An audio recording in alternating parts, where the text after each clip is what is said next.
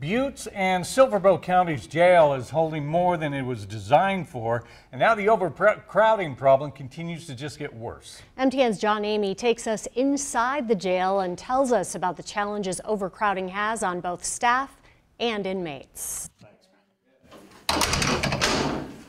Buttes Detention Center is a busy place, but it wasn't always that way.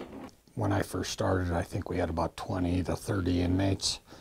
Now we're hanging up over 100 inmates. When Buttes Jail was first built 16 years ago, it was designed for a maximum of 75 inmates. The jail has now held as many as 120 inmates in recent weeks. Law enforcement blames the rise in methamphetamine and opioid drug use for the surge in arrests. We see a lot of crimes associated with methamphetamine, both possession and usage of methamphetamine, but we also have all the spin-off crimes that are property related or financial related that people use to finance their habits for methamphetamine. And now, of course, we have the influx of opiates as well. When they come in under the influence, they've been running hard for a long time. And when they come off of this, you know, you'll have them hallucinating, real sick, real agitated. The increased population of inmates puts a heavy strain on the 28 detention officers that must keep a sharp eye out.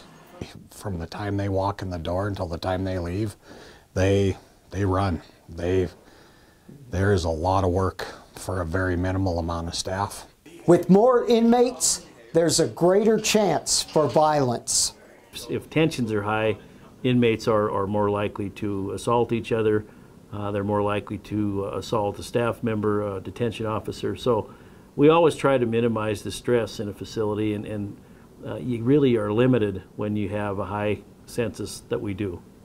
So this is one of the holding cells in the Butte Detention Center. It's about 8 by 10. It has one toilet, one sink. It's the same size as the cells they have in the general population.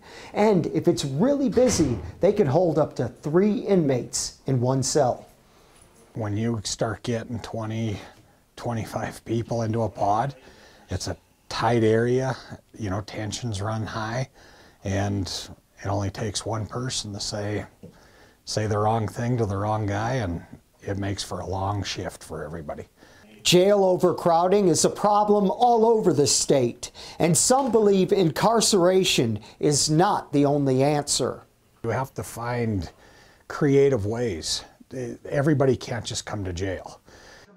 In Butte, John Amy, MTN News. Butte is working on a program that will have nonviolent offenders do community service work instead of being incarcerated in an attempt to lower the jail population.